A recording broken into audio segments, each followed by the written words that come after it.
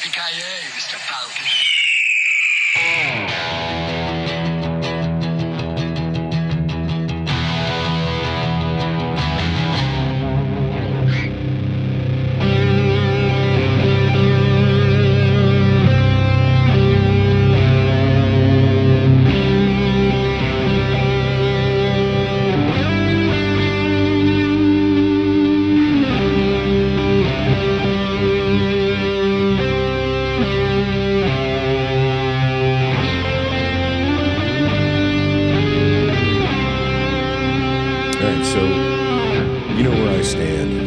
Superman thing in the wake of yet another Superman movie coming out. I don't know if I'll ever get to see what I want to see out of a Superman movie, style-wise or setting-wise or time period-wise. But as for story, I truly don't know what I'd want to see.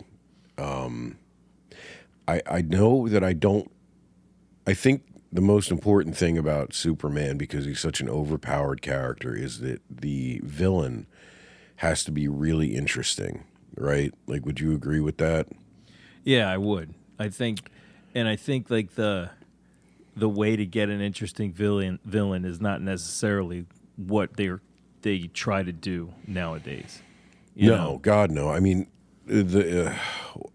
it's just a big light in the sky now, right? It's some evil portal, or it's just so boring. It's just CGI armies or whatever, and just an opportunity to watch a cartoon. Yeah, like you had what was the last one? Justice League came out, and you had what was it? Steppenwolf, which was like a big bad guy that no one could beat. Yeah, okay, now I remember. Yeah, that was the one that they put out twice, right? And the black and white one. Yeah, God, that was awful. It was terrible.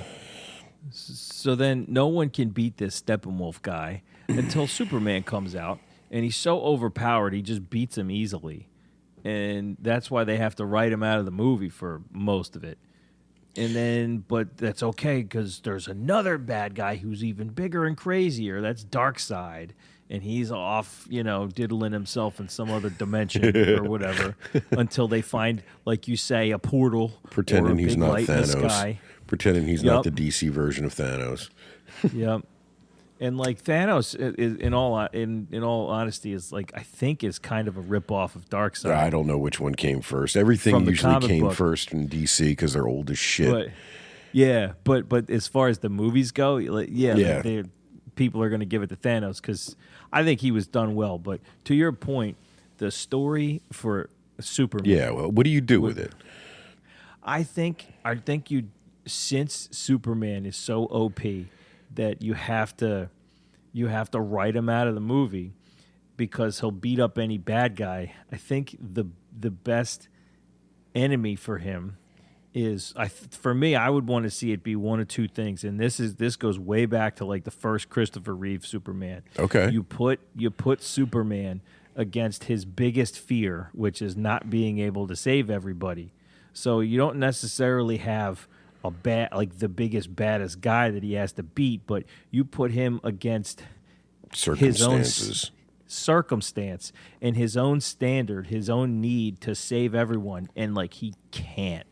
And we all know how people feel about him reversing time, flying around the world. Like you take that off the table, and all of a sudden you give Superman a quagmire. It's like you can't save everyone, so now you have to choose. Like kind of follow through on the dilemma from the first movie, but actually not back away from it with the stupid fly around the world thing. Yeah, man. Yeah, I like that. And you could do a lot with that too. It doesn't necessarily have to be Lois versus saving innocent people. Like, I mean, they kind of did that. What movie was that? Was that one of the Nolan Batman movies? Yeah, it was The Dark Knight, right?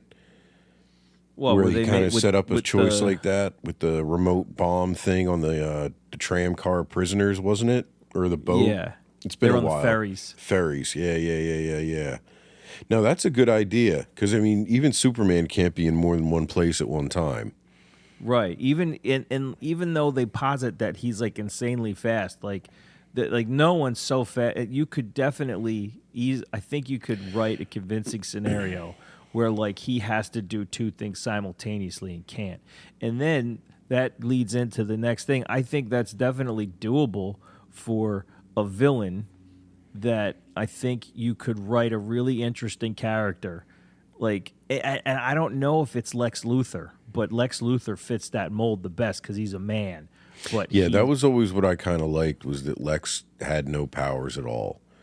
You know, Yeah, especially and he played- the Gene Hackman one in the original, which was so over the top and fun to watch. The most fun Lex Luthor ever, I think, was Oh, yeah, Gene he's great. Hackman's in the first one. He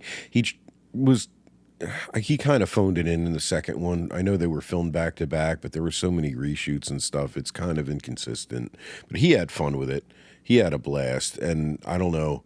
Yeah, there's something about that Lex Luthor that it's at the same time believable. And he did that. Like, he created those circumstances that put Superman in an impossible spot just by his nefarious plots and having that And kryptonite necklace. It would be, yeah, and that was another thing that I thought would be cool. And like, and maybe kryptonite is the way to do this, but you put Superman in a position where he doesn't have his full power, and he's wrestling with the idea that he can't do all the shit he can normally do, and how does he still come out on top without full access to his whole arsenal of stuff? As a kid, I watching the original Christopher Reeves Superman, I wasn't really 100% certain that Superman knew what kryptonite would do to him. You know, like there's nothing to indicate he had encountered it before Lex puts that necklace on him, right? So I always liked that. I always liked that idea of Superman thinking he's invulnerable, you know, and then there's this thing. Like, all of a fucking sudden, there's this thing that can not only like takes his powers away, but can kill him if he's exposed to it too long. Because he lost in the original one. If not for Miss Tessmacher and her mom in Hackensack, New Jersey, Superman was fucking drowning in Lex's pool. Man, he was done, and she saved his ass. So like. All that stuff works. And the funniest thing to me in all these reboots and all these sequels that we've had, they never once tried to recreate anything from the original movie. And to me, that was Superman, you know? Like, and he's like we've said, he's so overpowered in almost every other iteration. But in the comics, in the old comics, they like kept adding powers over the years to Superman as a character. Like, he couldn't even fly at first. Like, he could just jump really far like the Hulk because he was super strong. He could leap tall buildings in a single bound. Exactly. Like, there's nothing in that little song about him flying.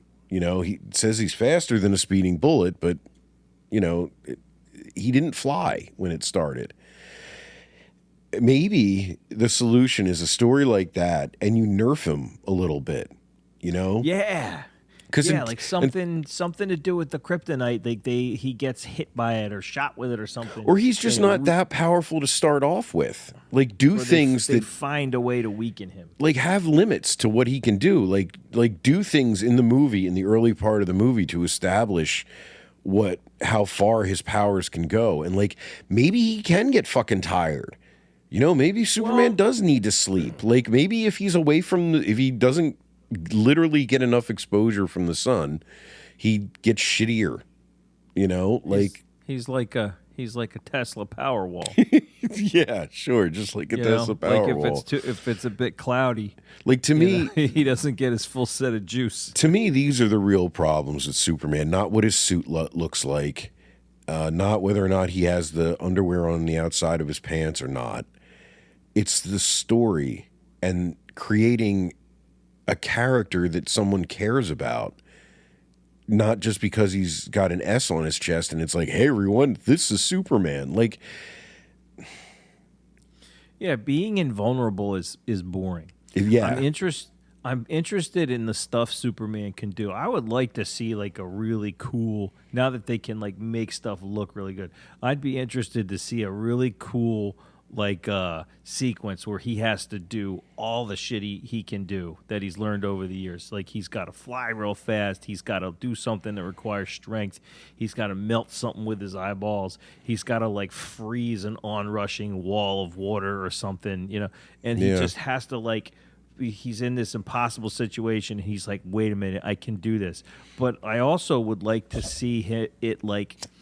I don't know, maybe he does too much and it weakens him and it puts him in a vulnerable state. And then like there's part of your conflict that's like, oh my God, like he can be hurt or he can like gas out or something like that. I feel like it would make it so much more. I mean, they haven't tried it yet. Everything has been tried in the comics and done in the comics, but in the movie they haven't tried that yet. And something else too, in a different branch, story-wise, setting and time period aside, the only real Superman comics that I liked a lot when I was young was when the death of Superman happened.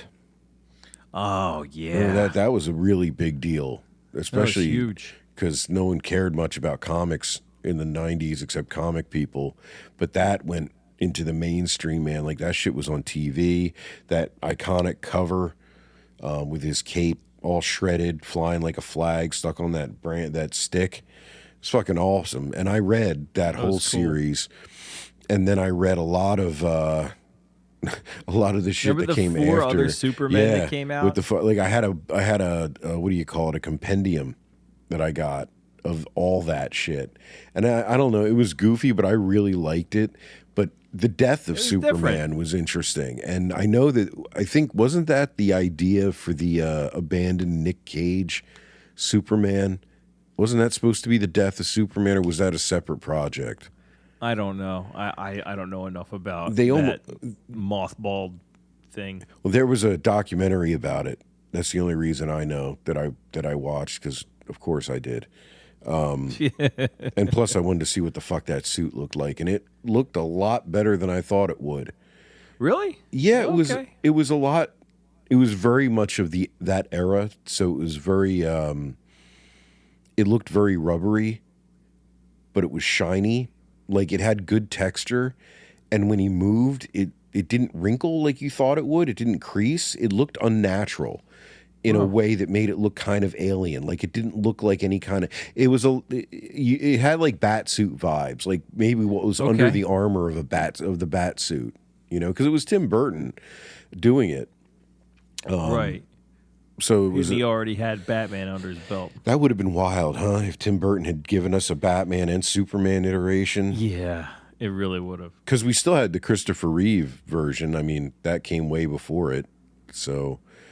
I don't know, man. I just don't. I hope it's not some big stupid CGI big bad in this one. You know what I don't want? Yeah, what? I don't want another Superman fist fight. Okay. Because they're the worst. Because if you're Superman, right, and you have to fight someone and you can fly, you're gonna fly, and it just turns into like shot after shot after shot of like Superman flying at someone really hard and knocking them across a city into a building, and then they fly out, and then he hits them back, and they just fly into each other over and over. It's dumb. It's dumb. It's repetitive and boring, and I think it's a symptom of CG. Like they can do it. Like they can do it. They can show Superman flying and doing all this shit that they never could before, and then you get way too much of it because they don't know. They can't help themselves. They just can't help themselves. Well, yeah. Also, if you just think about like logically, like if you could do that, and that would hurt way harder and do more and hit with more force than like a punch, then you would just do that. It's like mashing the super move button in a fighting game. But also at the same time, you know, if they actually included real physics in some way in any Superman movie, it would really help. Work. I mean, it would help make flying not that easy of a solution for him to use all the time. Like they tried in one of them where they made it like the gimmick was that it was a magnetic sort of force that he used to fly. like some kind of electromagnetic force. So when he would take off, like shit would levitate around him. And then he would that like, was Man zoom of up. Steel, I That think. was the original Man of Steel, the Henry Cavill one. Okay. Yeah, I think so. I like that, but they just would abandon it because it was like only when he took off, and then once he was in the air, he could fucking just fly and stop and move in any direction he wanted. Like if there were actual G forces involved and like momentum, and if he had to turn, he would have to slow down first, or it would take time, a little, seconds for him to slow down and then reverse direction. I think it would be a much more interesting and look different than all the flying shit we've seen already. Right. And you see a lot of that in those Fleischer cartoons because he was just beyond, he had just started flying, right? In that era. So he really didn't do it that much. Like you got the sense that flying was for long trips. Like he could get from here to there really fast flying. But then when he got there, he kind of did like conventional, someone bound by gravity shit. Yeah, that makes sense. It could be a good way to nerf him. And please, for the love of God, don't let him, like, he also, in those cartoons, he didn't have heat vision. I would not mind a Superman without heat vision. I'm just saying. Yeah. It's a little nutty, I think it could be, if done well, it could be cool because it would like add to his repertoire of stuff that he could do. Maybe something happens to him. I envision. Like maybe something happens to him that gives him that power, but having it be part of his natural like Kryptonian package of shit that he can do because of our sun, it's a little weird. Like everything else is just kind of flying. Flying is such a big standout thing. I think it should be kind of elevated above the rest of his powers. Like that's the one thing that isn't just like natural progression of maybe human evolution, right? Or human abilities turned up. When I think of Superman, I think of two things. I think of flying and like super strength. Yeah. And like I remember after the fact, oh yeah, he got cold breath. Yeah, freeze breath, yeah, which they did do in the Christopher Reeve movie. But again, they did it sparingly. Like, I don't know. Man. It's a balance. It's a balance that you need a good filmmaker to strike. And you had Richard Donner doing the original Superman. Like that's a talented dude who knows how to structure a film. And even that movie has some serious problems. Like I still can't watch the scene where him and Lois are flying and she's got that weird voiceover, man. I just can't. I couldn't. It was too corny when I was a kid. What does she say? Like, is this really happening? Does he am I can't even. It's the worst. I forget what she said. And it's that soft focus. They're fake flying above the clouds and she's all awful, but I do love that movie. That's great. Have you ever seen what? Here's a question. Yeah. In a new one, like I think you'd have to answer this like right away. Do you use kryptonite at all? Because it's such like it's such like a plot. What do you call it? Like not a MacGuffin, but. No, it's a Deus Ex Machina kind of. It can be depending on how you use it. It's become such a plot point. It's entered like the vernacular. It's like, oh, this is my kryptonite. It's just it's used to describe anything that's like your weakness. Again, I wouldn't be heartbroken if it wasn't included. I mean, I think it could work to bring it back. Make it a more manageable story. But again, like it's been done to death. And again, that even the concept of it fits better in a movie set in the 40s. Like just on the cusp of the atomic age, this magic rock has radiation that just comes off it. Like I don't know. It just seems hokey. The whole idea of it seems hokey nowadays. Yeah. A lot of things about Superman seem hokey. Some of them seemed hokey in the 70s. Do you remember the joke in the 70s where Superman goes to look for a phone booth and it's all just the old public phone stands, not phone booths anymore? And it's like, they don't have phone booths no more. I guess you can't do that. No. So he goes in the revolving door instead.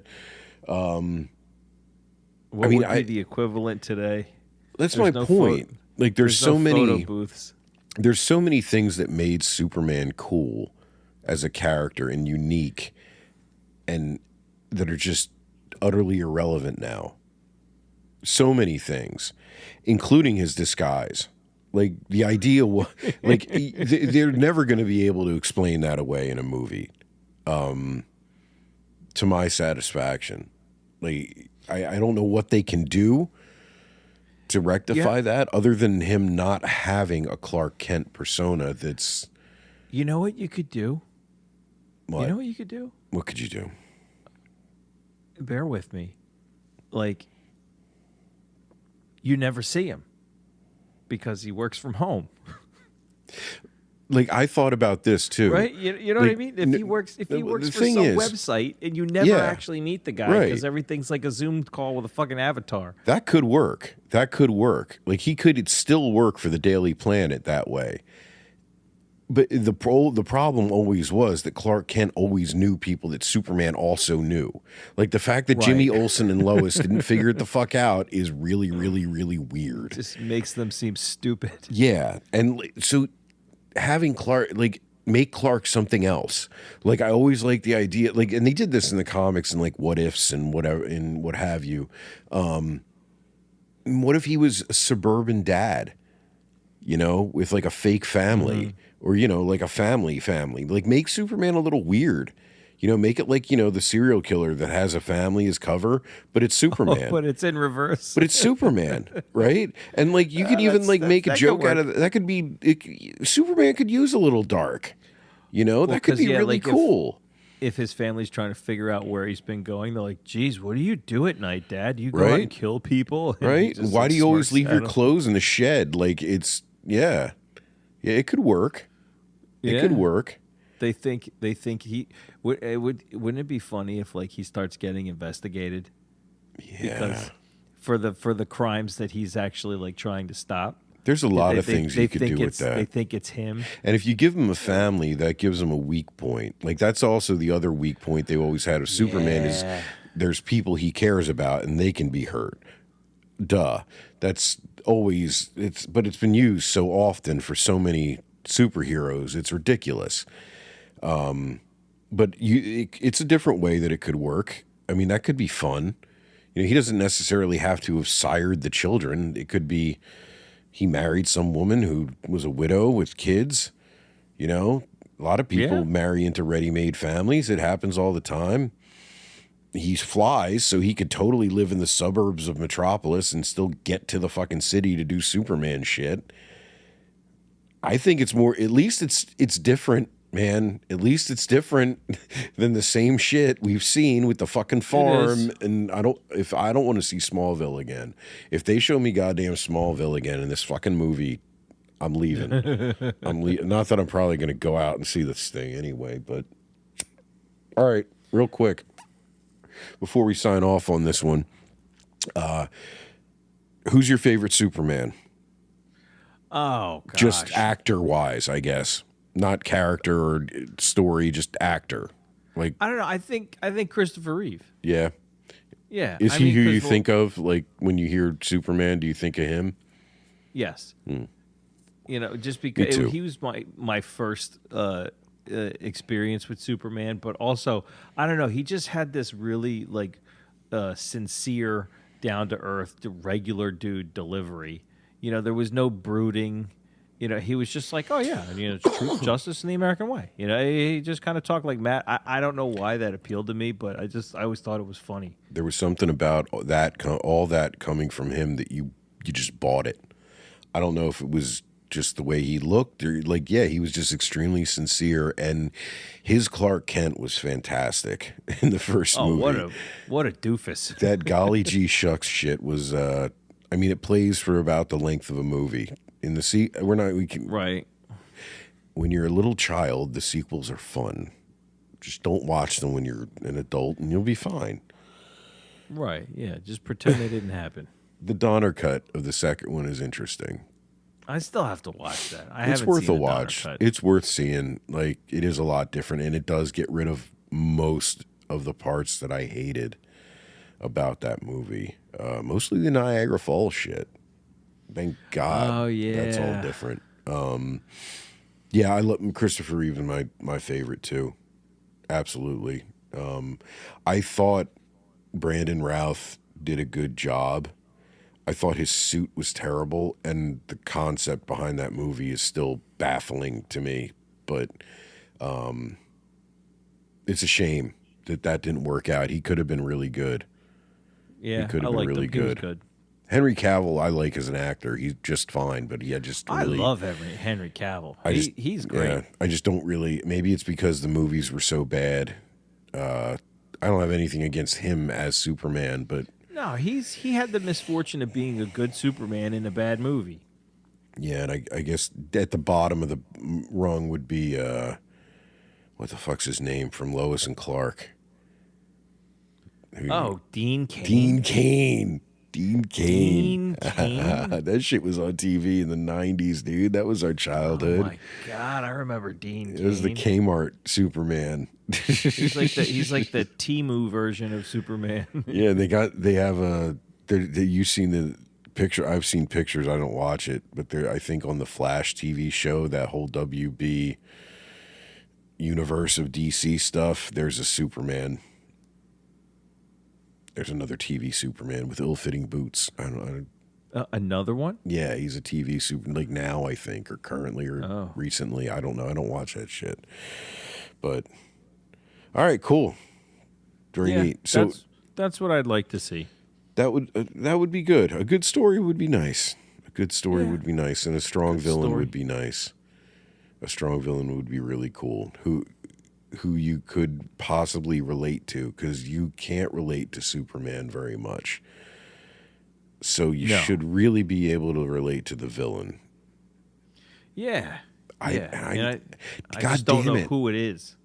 I really want to see suburban psycho Superman now. This is fucking bad. Now I really want this to happen. I'm sure if we ask one of our nerd friends, they'll be like that. There was an entire comic series about this in 2004. Yeah, they did a run of that in 1994.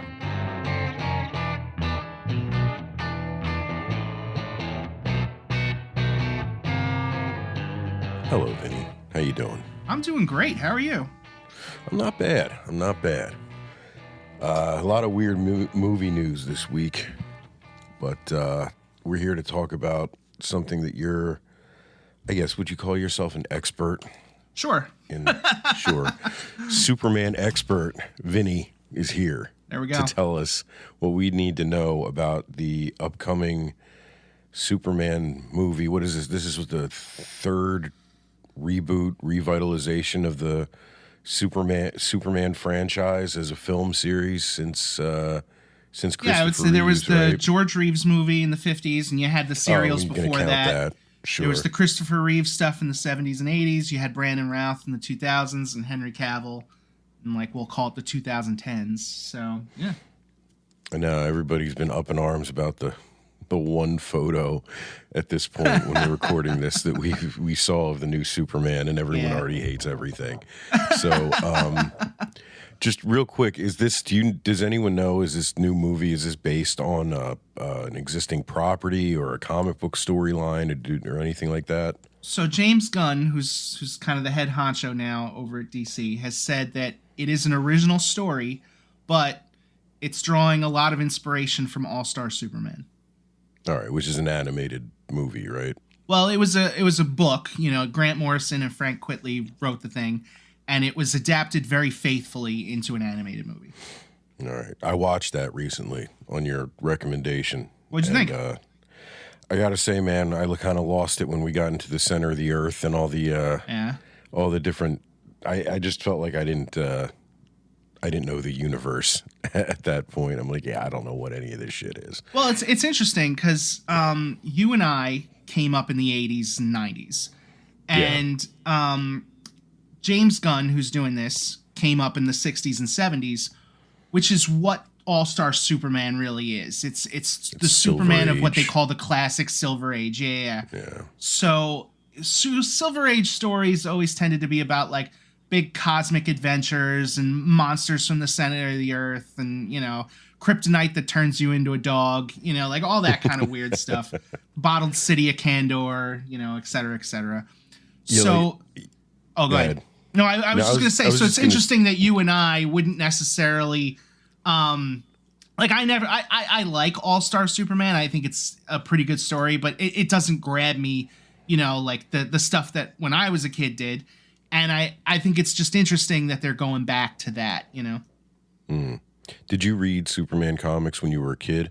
Yeah. Did you come up with the comics? Okay. Yeah. So actually, Superman comics were super successful and popular when we were younger. They brought on people that really got the character. They really fleshed out the world. They really made him a lot more grounded in reality. They fleshed out the newsroom, which was cool for somebody like me who would eventually become a journalist. You as well. Yeah. And the big story when we were younger was the death of Superman. And I think the death of Superman sold so many millions of comics and so many whatever. I actually, the death of Superman was printing every single week. So if you weren't at the comic book shop every single week getting the new issues, then you were, lost. But my parents maybe brought me like once a month and a half. So I would get like the big issues and try to use my imagination to fill it in. I didn't even do that. I waited till it had already run, and I got the first compendium like that they released of all of them. Yeah, and there's issues missing, in that whole thing, but there's enough. I loved it. That was really the only, other than a few books just here and there, that was really the only Superman exposure I had to the comics when I was younger. Like, to me, Superman was always Christopher Reeve. And the old Max Fleischer and Dave Fleischer animated shorts, what they called them. What they call? I think it's just Superman. I mean, I could be wrong about that. But I mean, what did they call the format? Not trailers. What were they called when they ran before movies and theaters? I mean, I wouldn't even call those serials. I mean, because they weren't one continuous story, right? Right, yeah, no, they were just little adventures, little 10-minute adventures. Yeah. Every one, there's about 10 minutes, but I think they made 17 of them, and they were all rotoscoped. And I had like 2 VHSs with 3 each on it, like a little tiny, like 2 millimeters of tape, and like three episodes each, and I watched the shit out of them, and I just loved that Art Deco Superman look. And then, and the movies, I guess, all 4 were probably out by the time I remember watching Superman movies, and I didn't know that 2, 3, and 4 were so goofy when I was a kid. I loved them, and that was Superman to me for so long. Yeah. And then we had TV Superman with Lois and Clark. Lois and Clark. I mean, Dean Cain is probably always going to be my Superman. Like if you say Superman and I close my eyes and something comes to mind, it's Dean Cain. I get that, sure. And I think just like James Bond, 90s, right? Like whoever is Superman when you're like 13 years old is just going to always be your guy. Absolutely, yeah. I think of Christopher Reeve. Just there was something about his sincerity and just that first movie has a lot of flaws, but there's a lot of great stuff in it. And I mean, honestly, the only if they just didn't have the flying with Lois and the voiceover scene. Can you read my mind is the cringiest thing I've ever seen in a film. Can you read my mind? It's just so. I'm not talking about cringiest thing I've seen in a Superman film. I'm saying the cringiest thing I've ever seen in any movie in my life is we can fly like a bird in the sky. I love you. You might learn to love me too. And that could be wrong. I don't really remember the exact words. But. I just love the physics of it. Like he's just barely touching her hand, and all of a sudden she's imbued with the power of flight. To just, he's holding her up because he's strong enough to like push a sun out of the way. Sure, and her arm is totally strong enough to hold her. She's a gymnast, didn't you know, Lois? Between chain smoking and fucking Bloody Marys, like Lois rolled hard in that original Superman movie, dude. Doesn't he even X-ray vision her lungs to see if she has lung cancer yet? Yes, she smokes at her not at her request, but she was smoking, and he's like, and she goes, "What, lung cancer?" And he goes, "Well, not yet, but not yet. Consent, Superman, consent." You get hit with those X-rays enough, it'll give you lung cancer. Yeah, dude, I always they've done that in the comics, right? That Superman's like poisonous to people around him. It's like he's happened from time to radioactive. time, Yeah, everything has, and that's kind of what we're going to be getting to here is having experienced so many decades of Superman in various media. Another movie is coming out, and like honestly, hearing the concept and looking at the photo and all that, I can't muster any excitement, and it makes me wonder what, if anything, what I would like to see out of a Superman movie. Yeah. So I figured I'd ask you first. Sure. Because I can't imagine there are many storylines that haven't been explored in the comics at this point. I mean, how many, been 100 years he's been around? Roughly? A little over almost. Okay. Because it was 1938. We're getting there. 1938. Yeah. Okay. So maybe even pushing 90. Yeah. So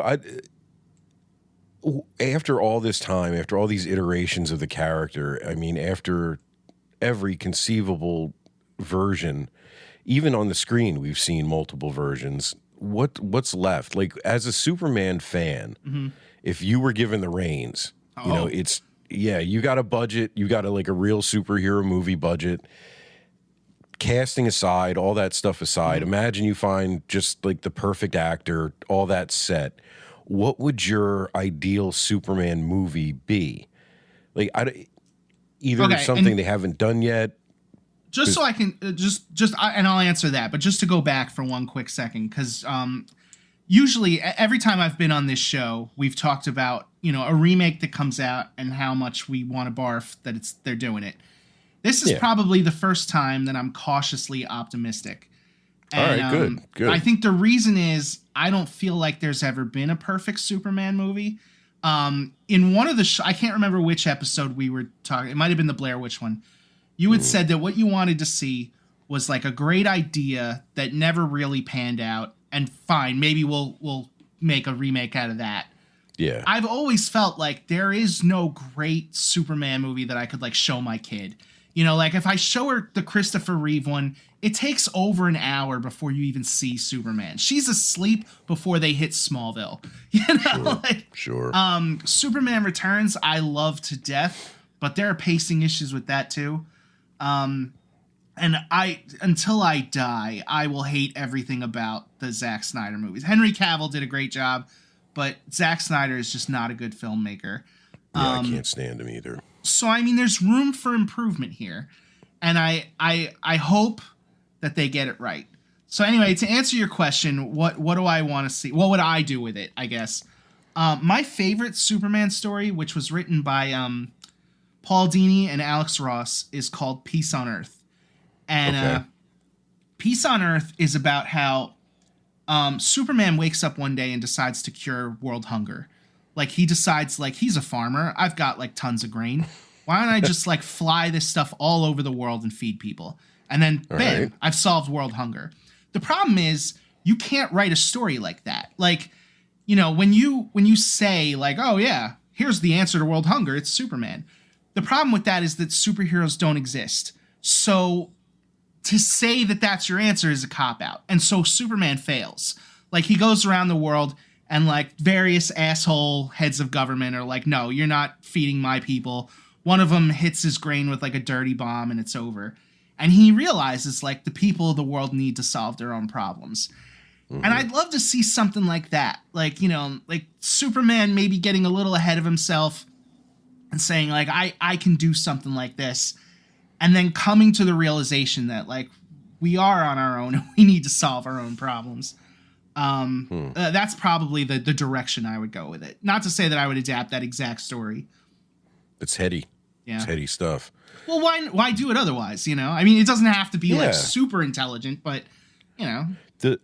The problem I see from a story writing perspective with the concept of Superman is that he's so overpowered. Like, this isn't a new criticism. Right.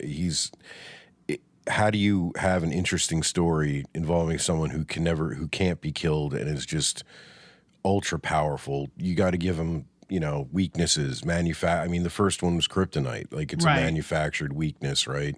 Yeah. A weak point. And then, of course, there's always the fail-safe of people he cares about or his weak point. right? You can always go back to that. But like we said, all that has been really done to death and explored.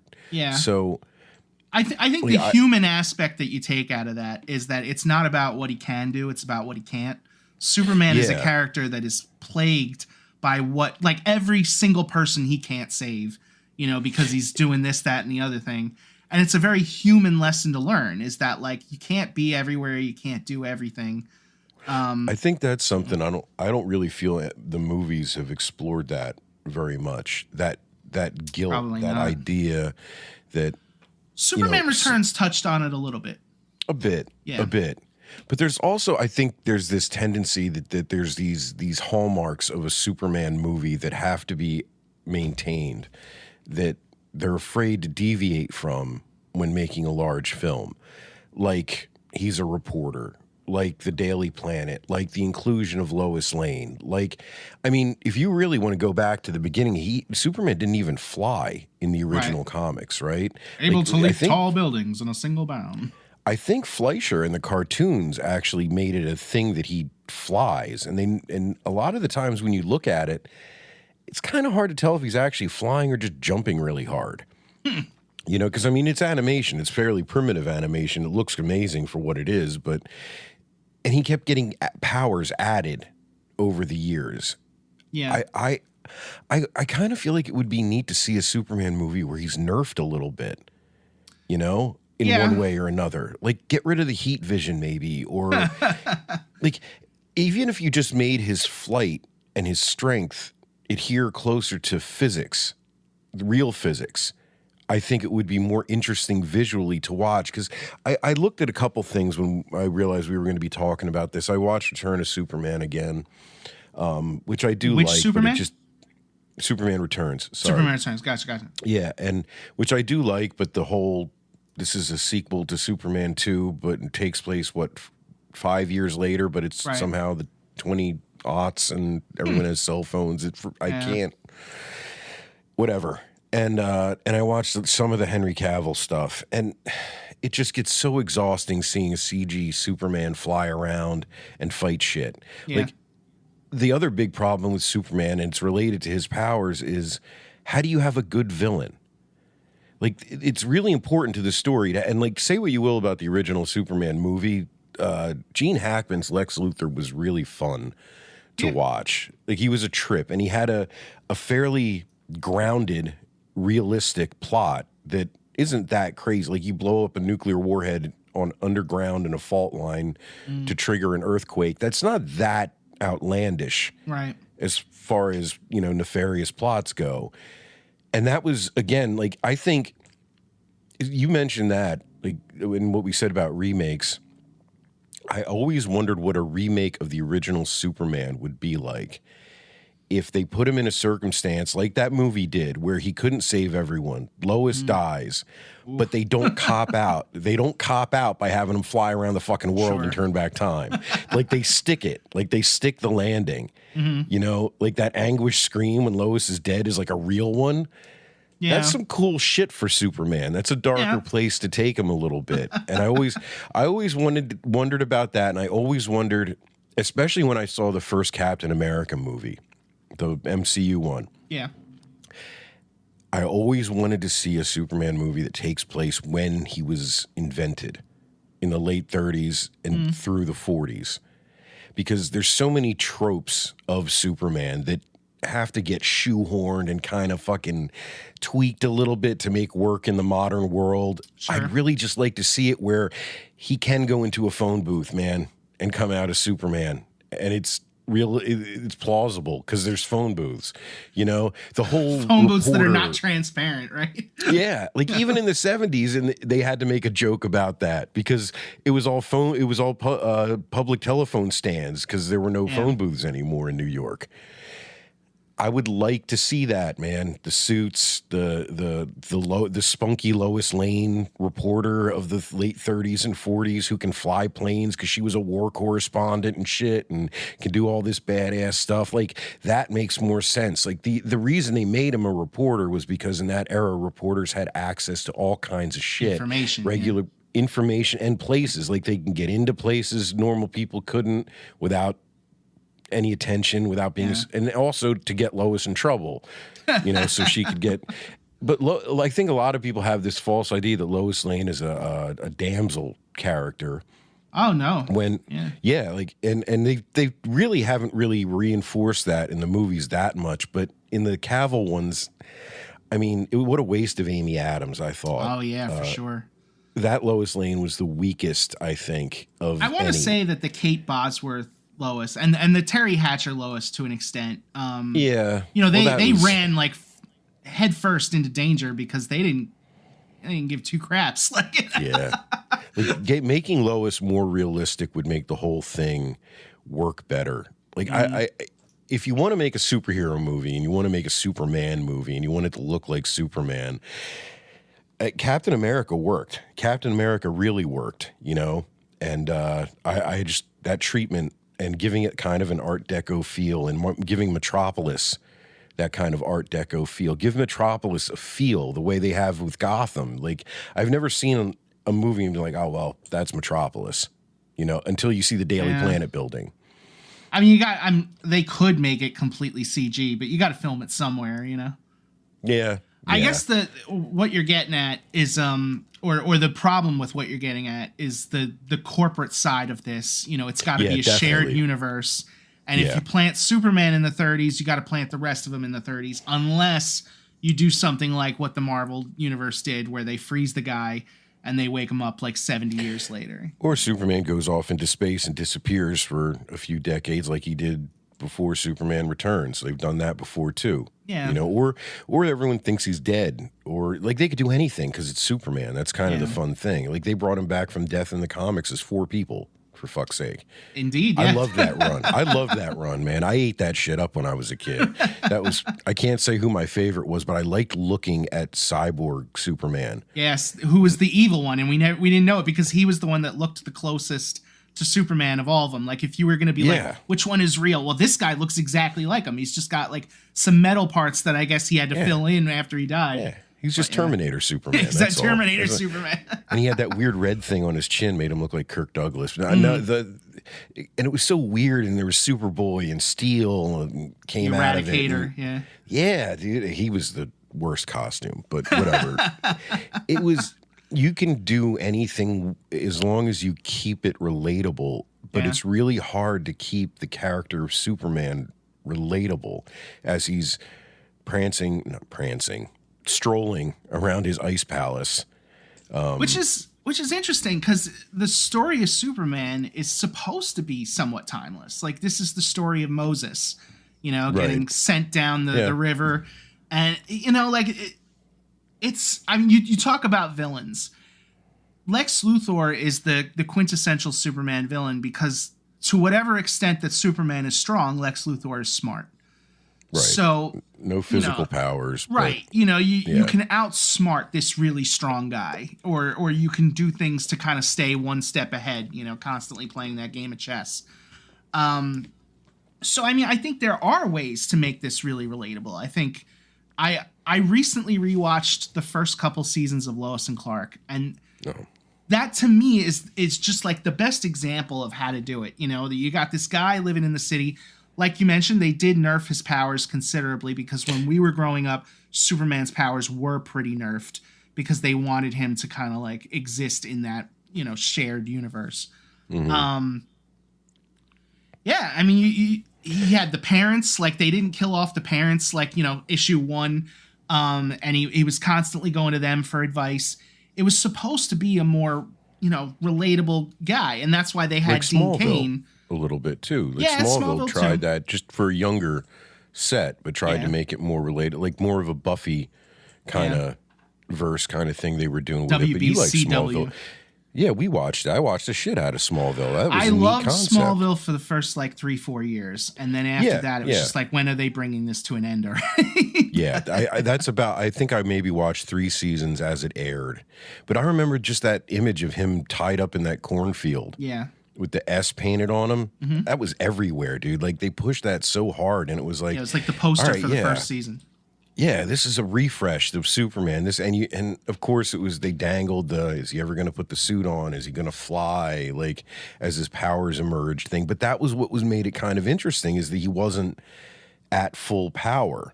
Yeah. So it makes you question, like, the validity of that full powered Superman in a modern story. You know, how much could you get out of it if you did nerf him considerably? But he still could be interesting without all that shit, you know? Yeah. And I mean, if you look at I mean, I don't want to call it a poster. It's like that one image they've put out.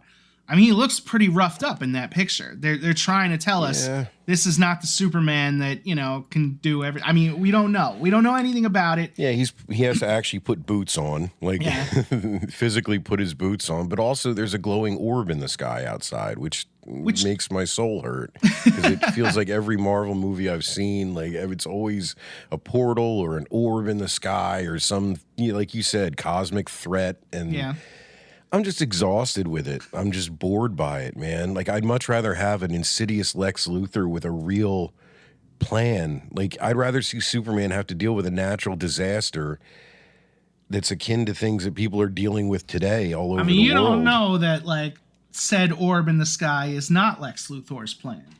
It's true. I've heard Lex people Luthor saying, like, has that been it might be cast. He's that Brainiac. guy from Warm Bodies, and he was Beast in the new X-Men movies. Oh, yeah, okay. Yeah, He's been in all Nicholas kinds Hoult. of shit. He was in that Renfield flick with Nick Cage. Which was so funny. It was weird. That was not Little what I side note, expected, but I have now, like, learned my lesson on having, like, welcome mats that say, like, welcome, come in.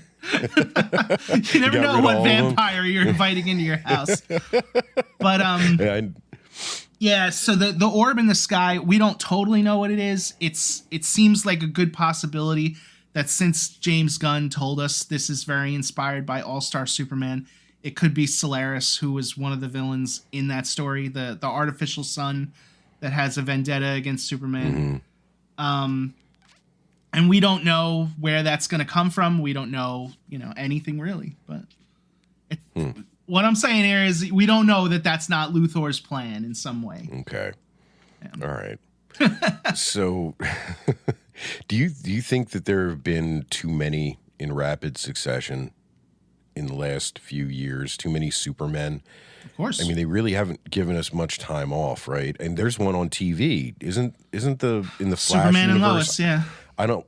Oh, that too. Yeah, I don't watch any of that stuff. I'm very unfamiliar with the DC TV universe. I know it's there, and I know that, like, the Flash is involved, and Well, I don't know. It's weird. So, Superman and Lois, the Superman and the Lois Lane from that show started out in the Arrowverse.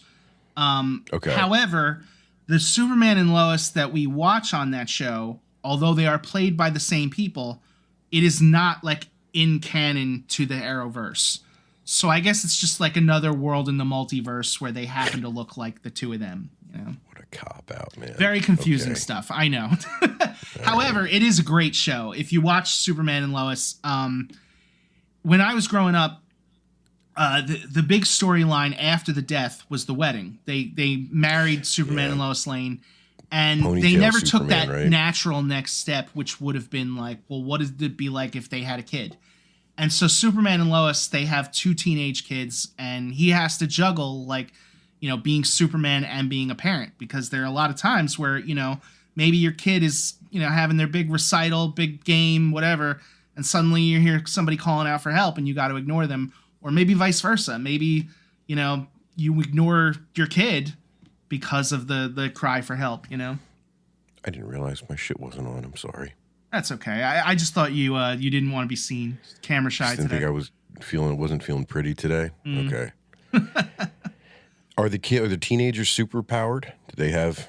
Are they One heroes? of them is, and the other is not. And so there's a lot of that too. Like, we have to deal with, you know, the jealousy and the what do you call it when you really want to measure up, but maybe you can't. Oh, like, you know, sibling rivalry. yeah, too, and yeah. shit like I mean, that. sibling rivalry to the nth degree, because one of them has powers like a god and the other does not. Yeah, that'll do it. That'll fucking do it. Wow. All right, I didn't know there were teenagers involved. Gee, and the suit he wears in that looks like the old Max Fleischer S. That's the old black and red Yeah, S, from what I understand.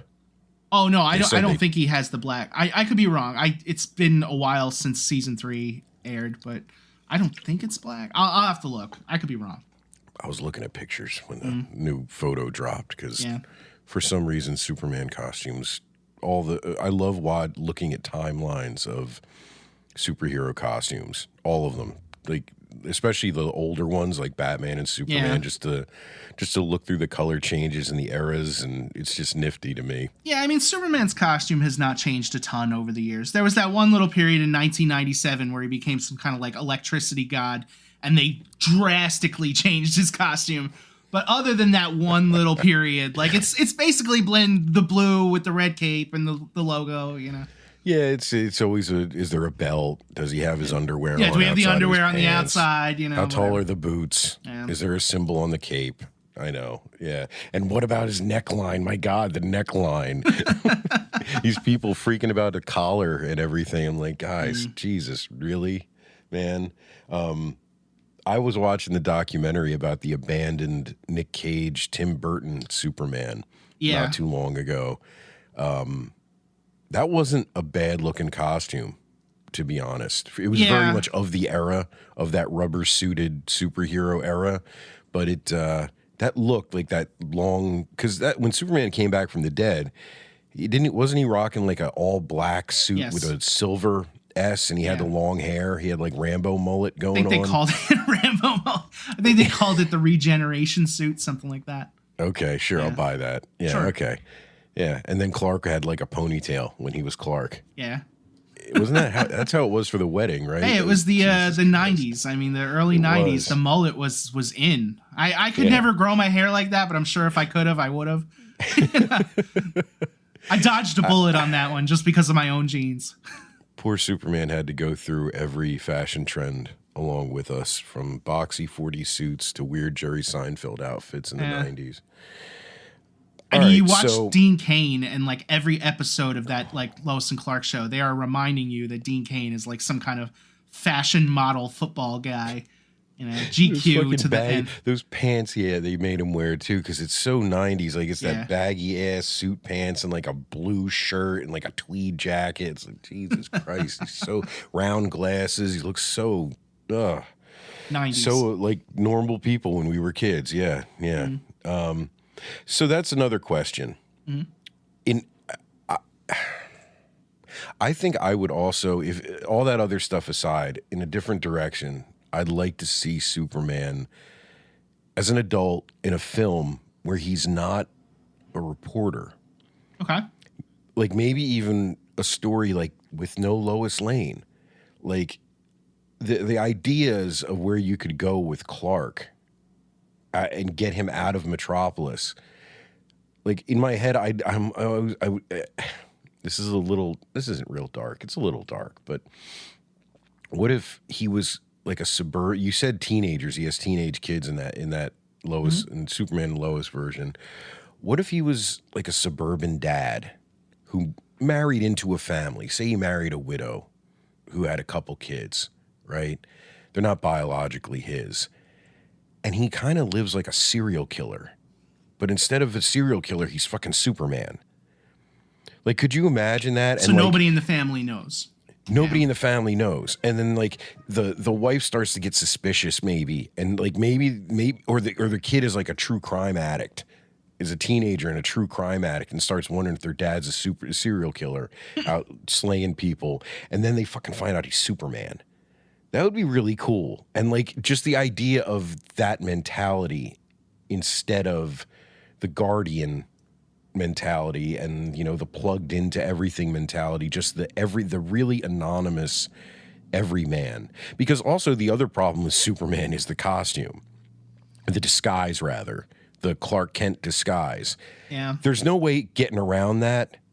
And you can't give So Superman when you say the mask. disguise, you just mean like there's no way I'm looking at you and not knowing you're you just because you have glasses on, right? That's what we're talking pretty about? much. Okay. Yeah, pretty much. Lois and The Clark only did a way- great job with that because they did an episode where one of the villains was from the future and he looks at her and he's like, "How dumb are you?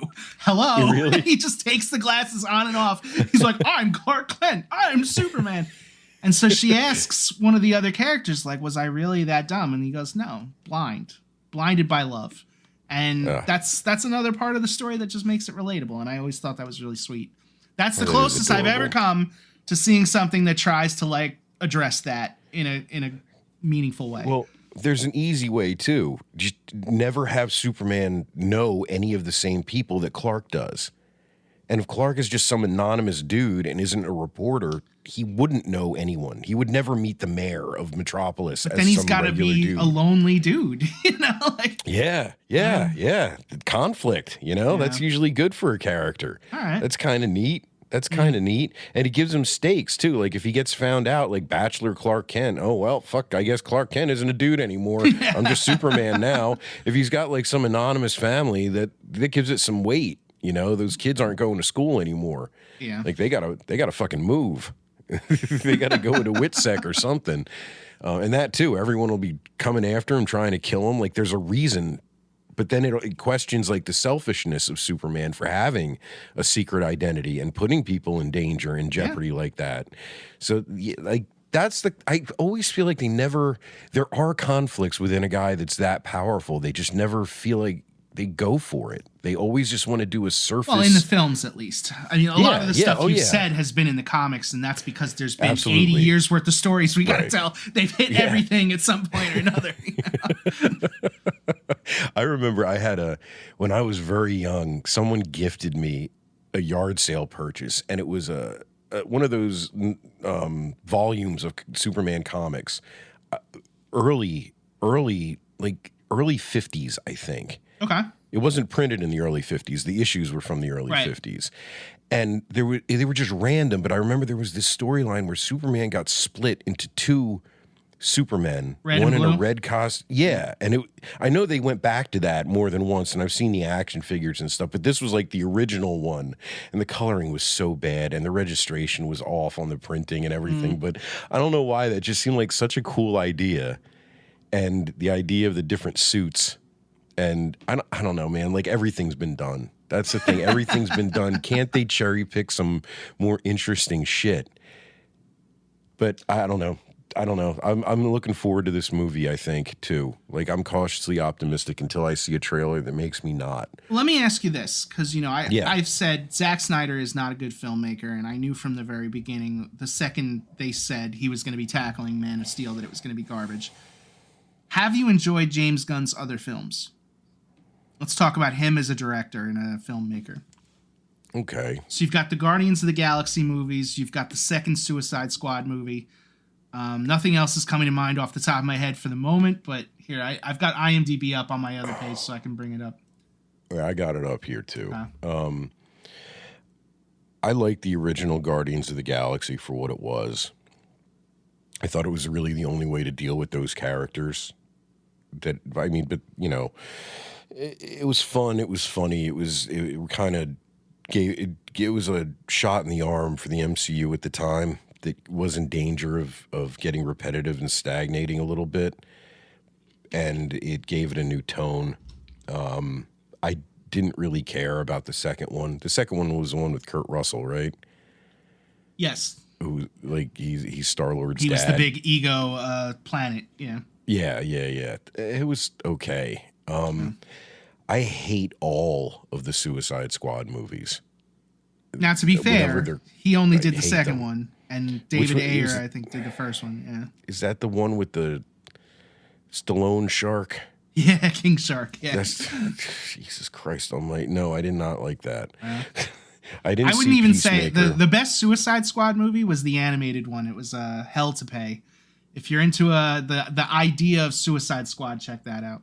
Okay. So the plot of the movie is that some mystical guy finds a get out of hell free card. So, like, if you die and you've got this thing on you, then no matter what sins you've committed in your life, you will not go to hell. And the existence of that creates, like, kind of chaos among evil people. They all want the thing, and they're all willing to kill each other for it. Amanda Waller, who leads the Suicide Squad, wants it for herself because her hands are bloody as fuck. So she sends the Suicide Squad out to get it for her. And I would highly recommend that movie to anybody that wants Interesting. to. Yeah. All right. I haven't seen that. It's only like an hour because those DC movies, the animated ones at least, they keep short. Looking at Gunn's filmography, though, I did like Brightburn. Yeah. A And lot. Super. Those were two awesome superhero movies. Yeah. Super was really dark. Now your legs are weird. gone. Yeah, that was almost a little too fucking weird for me. Yeah, and he did that flick Slither in I didn't see that one. 2006. That was gross. Like that was pleasantly gross. You know, it was a bit beyond just the regular jump scare horror movie bullshit, which I appreciated. So he has it in him. Yeah. But this I don't know, man. If this is tonally going to be the same as Suicide Squad and Guardians. Well, they've said that it's going to be tonally kind of the same as All-Star Superman, not necessarily Suicide Squad and all that. The comic, though, you mean? Yeah, but I mean, like, it was very... If you watch the movie, you're pretty much up to speed. It's okay. Yeah. All right. Did James Gunn do the old Dawn of the Dead? Not the old, old, like 20 years ago. Oh, you mean the 2004 thing? I don't know who did that. Let's bring it up. Hold on. You can cut out whatever time we take to figure this out. Yeah.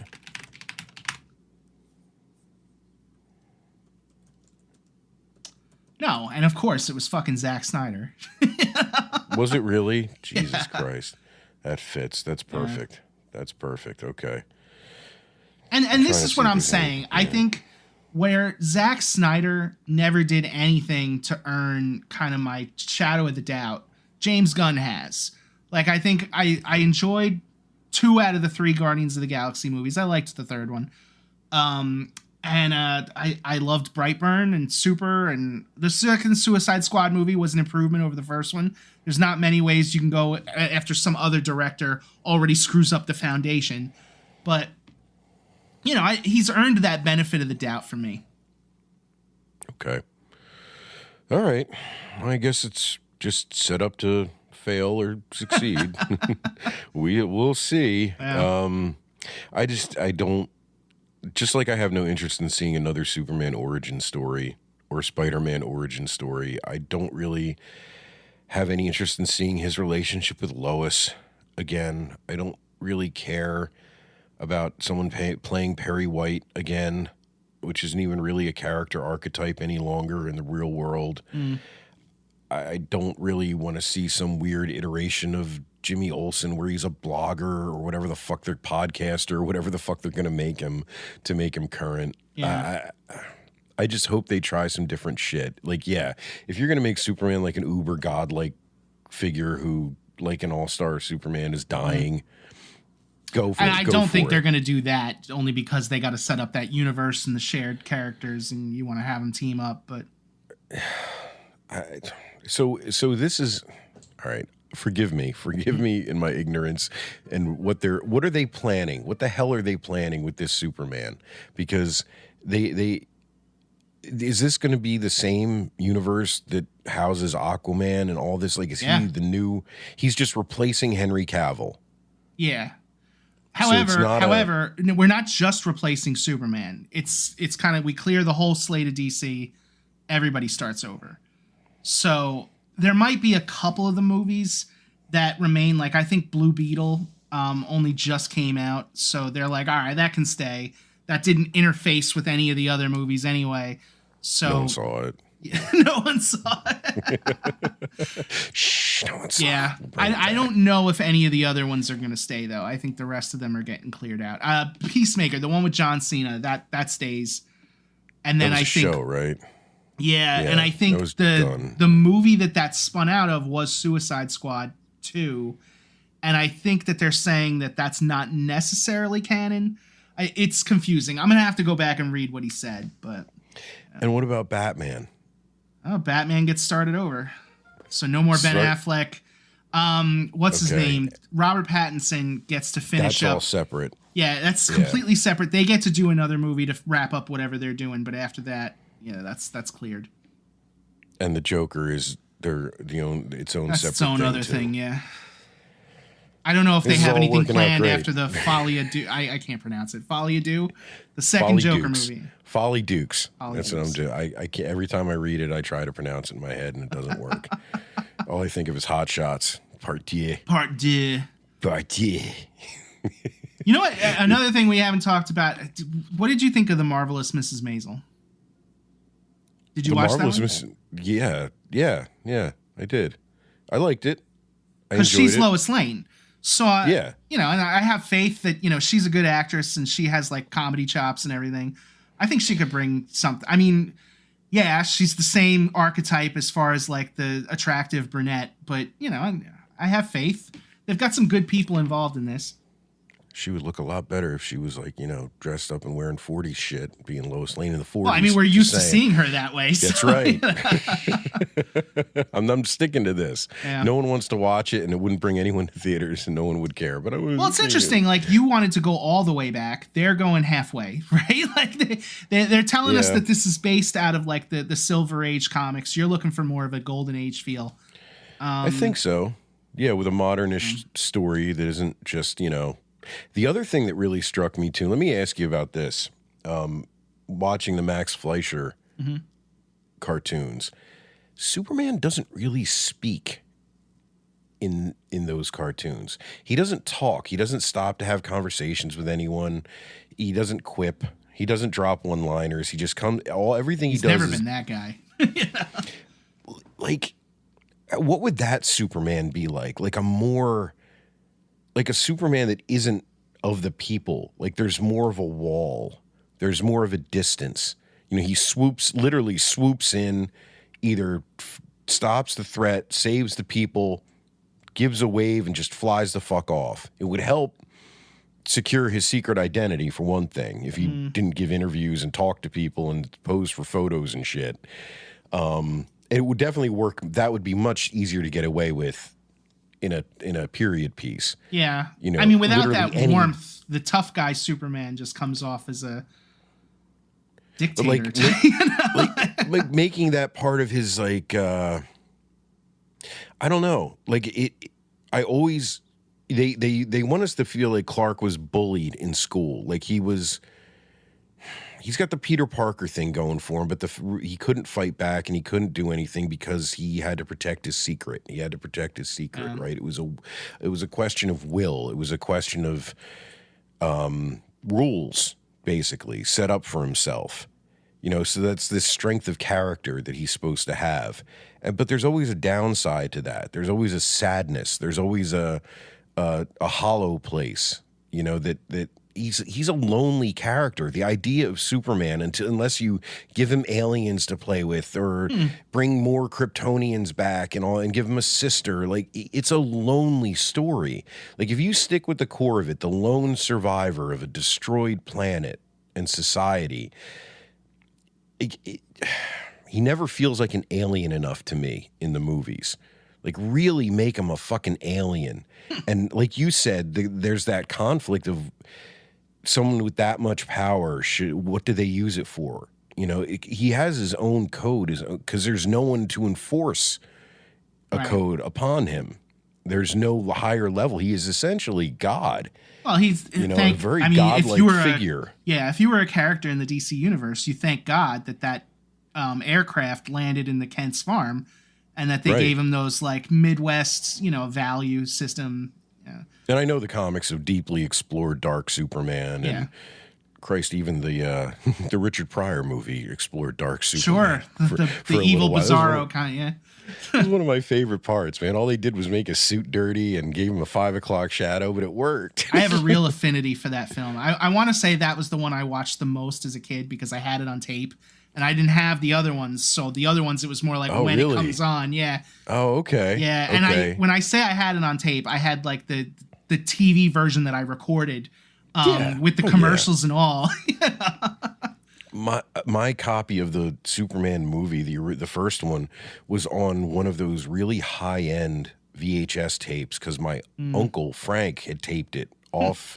He had Prism or something at his apartment in Philadelphia, and he taped it. And I remember the tape itself, the cassette had a gold label, like a faux gold label with all this script. Like, you couldn't even write on it. It was shiny and shit. That was the Superman tape. There was nothing else on that fucking tape. It was just Superman the movie. He wrote it, like, and it was the only one not in my dad's handwriting in the drawer because he taped it and, like, here, I taped Superman for you. Like, all right, cool, Uncle Frank, thanks. But that was the Superman tape, man. But no, I watched Superman 3 way more than I should have. I think just because it was digestible as a kid. Like you said, the first Superman is paced really slow. Like just the beginning with Brando and all that shit is just... And the second one... with the non-Donner cut, second one has a lot of really annoying parts for a kid. The third one was just goofy fun, man. And you got to see Smallville, and Richard Pryor was funny, and it was more of a comic booky plot, you know. And the computer thing at the end, the magic computer at the end gets me.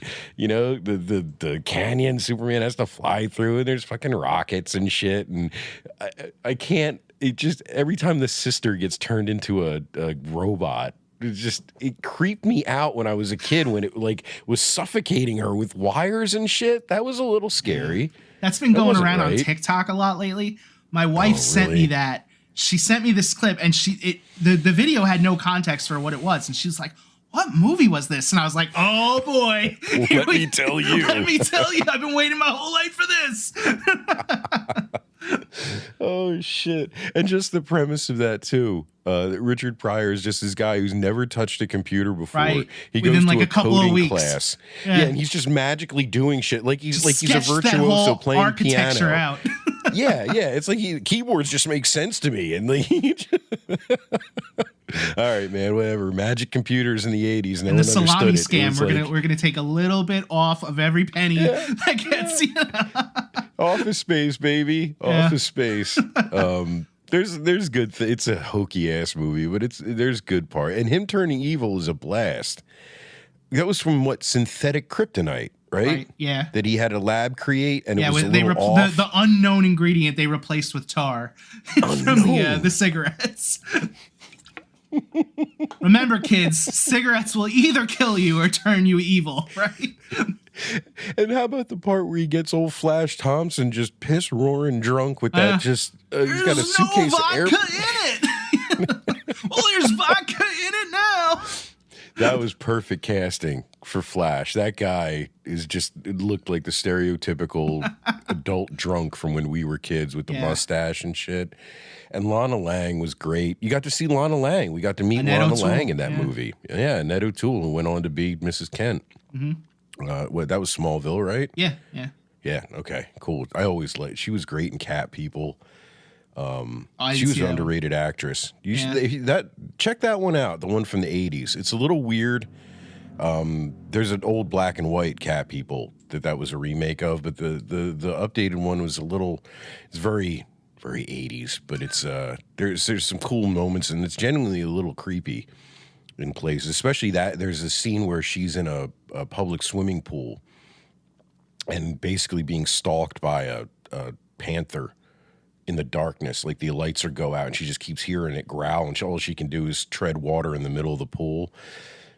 It's good. It's a nail biter. She's young. She's about the same age, I think, in that, maybe a little older than Superman 3. Superman 4, you know, Superman trivia. I never looked this up, but how the fuck did they get Gene Hackman back for Superman 4? Just money? If I'm going to guess, it was probably like some kind of contractual obligation. You think? Probably. Because it always struck me that there was a Lex Luthor-esque character in Superman 3, but it wasn't Gene Hackman, and it wasn't Lex Luthor. Yeah. They turned him into that weird TV magnate guy who ran the oil companies and apparently everything. But then Lex comes back in Superman 4, has to be rescued from prison by the guy from 2.5 Men, I think. His nephew. The guy from 2.5 Men is evil John in that Cryer. one, right? Like John Cryer was bad. Yeah. He's like Lex Luthor's nephew, I think. Oh, no. Yeah. Oh. You know what's really sad is that, like, on paper, I love the story to that movie. Like, it's an awesome story. Yeah, the execution is horrible. Like, it is. I think it's because the budget was so low. Oh, yeah, for sure. Yeah, they cut that down to nothing. They were reusing score clips from the other movies and just patching them together. And visual effects they were taking from other stuff. Yeah, I think they used pieces of him flying and just cut it all together. They must have blown most of their budget on the collecting the nuclear missiles thing and putting it in a giant net and hurling it into the sun. But going back to Peace on Earth, where he's got to solve like a world problem and he can't because superheroes don't exist. That to me is a great superhero story. Like, and when he talks at the end of the movie to the UN and he's like, look, you know, when you look at it from my perspective, it's all one world, you know, like you can't be squabbling among each other. Like, you're facing the same destruction that my world faced, and I'm trying to help you, but you can only help yourselves. And they just screwed it up. Yeah, and they just keep fighting each other for reasons that he can't even begin to solve for us. See, Superman 4, a movie that could be remade better. That had good I don't bones. even want to touch that. Sure. I mean, you know what's funny is, to me, the closest thing to a perfect Superman movie is probably Returns. And Superman Returns is heavily flawed. So, I mean, that's why I say there's room for improvement here. There's room for, you know, maybe making something a little bit more timeless. I got to tell you, I do have a lot of superhero fatigue. If we could just wait like another 5-6 years before we pull Superman out, great, but we're not. So as long as we're not, I'm willing to see, you know, if they can take a better stab at it. All right. Fair enough. Any other remakes on the horizon that you're looking forward to? Or anything on the horizon that you're looking forward to? I mean, I know I just said like superhero fatigue is a thing, but I am looking forward to Wolverine and Deadpool. Okay. No, that's fair. Yeah. I am too. I just to see what they do. Just to see what they do. And while this is not a remake, I can't imagine it's going to be good. I will be there the day they drop Beverly Hills Cop 4 on Netflix. Axel F, I think I can't remember what they're calling it, but that's exactly what they're calling it. Axel F. I was really prepared to hate it, and I saw the trailer yesterday, I think, and I wasn't disappointed. Yeah, like there's a chance. They got everyone who's still alive from the first two to come back, which was encouraging, but not a lock by any means, because I saw Coming to America. Yeah, with the fucking two. That's what makes me, you know, nervous about it, because you know, to be honest with you, I guess I was at the right age when I saw Beverly Hills Cop 3 that I really liked it. There's a soft space in my heart for Beverly Hills Cop 3. Really? So to me, there isn't a such thing as a bad Beverly Hills Cop movie. I actually didn't really love 2. But you know, I'm looking forward to it. At the same time, like, Eddie Murphy has been on a losing streak, like I can't tell you. And I don't want him to mess this up, but hopefully he doesn't. And the idea, like, he's got a daughter, and I'm like, yeah, okay, but granted, the last one came out in like 94, so she could be 30. You know, it's like, there's plenty of time for him to have had a daughter, but do we really have to do?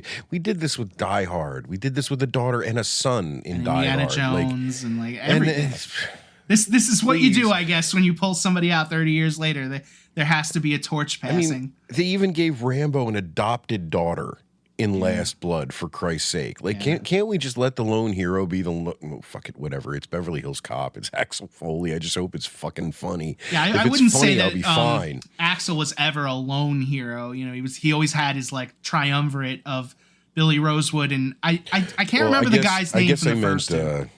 I guess I meant like not romantically attached. He never had an actual girlfriend, or he had women that he saved. The one in the third. Yeah, I guess. Yeah, I mean, they weren't like in love per se. Like, you know, she wheels him off at the end of the movie like they're gonna bone. That's about it. They got Balky back for this one. Okay, they got Bronson Pinchot. Wasn't he in all of them? I don't know if he was in 2. I don't remember 2 as much. But he was definitely in 3. He was in 2. They trotted him out for every one of them. Yeah, 3. He was the weapons salesman, right? I love that gun. Dude, it reminds me of the Annihilator 10,000 or whatever. It reminds me of The Fifth Element. I swear to God, they ripped that off when they made The Fifth Element. They just ripped that scene off. That gun was in that movie or something similar. There was like a microwave oven on the side of the gun. Oh yeah, it had like 90 functions, and Zorg is showing it off. It's just less funny. Fucking his scene. I just rewatched the original when I saw the trailer. The original Beverly Hills Cop. Okay. Banana in my tailpipe. Bronson Pinchot and Damon Wayans too. Their scenes, they're so heavy, man. They just totally. I understand why they kept bringing him back, because that one stupid little character, he was so fucking funny. I loved Perfect Strangers too when I was a kid. I loved that show. I loved it. So happy we did the Dance of Joy. Yeah, dude. I'll watch it. And I'm also encouraged. Speaking of Henry Cavill, he's working on a Highlander remake. Okay. Yeah, exactly. I mean, I can't say that I loved the original enough that I think that's a sacred cow. So sure, go ahead, do what you got to do. Oh boy, there's some people who are very much in love with that TV show who would be very upset with that. Yeah, I caught an episode here and there, but it's not like I was super into it. There were people. There were a lot of middle-aged women who really loved that show. Sure, I can imagine that. All right, cool. So we'll be waiting for yet another Superman and to see what they do, and I guess there's going to be a team up after that. So maybe they'll call it Super Friends. Oh, that would be adorable. Wouldn't that be You nice? get those two twins back? What were their names? It was the Wonder Twins. Wonder Twin powers activate. I prefer the older, more marijuana-soaked Super Friends when they just had that hippie kid and his sister and the fucking monkey. Before they put the Wonder Twins in it. Yeah. They were the ones always getting in trouble. Yeah, let's go back to that. Just some shaggy kid in bell bottoms and a fucking blue monkey. Let's just go for it, man. Just go for it. And Robin in really, really short shorts. Just real short. Sure. Hey, the James Gunn, when he put out the comics that he's been reading to like base his universe on, he also, for the Batman one, he put out, it was Grant Morrison's run on Batman. And that is very little Robin based. So, there was Robin in the little short pants. You get exactly what you want here.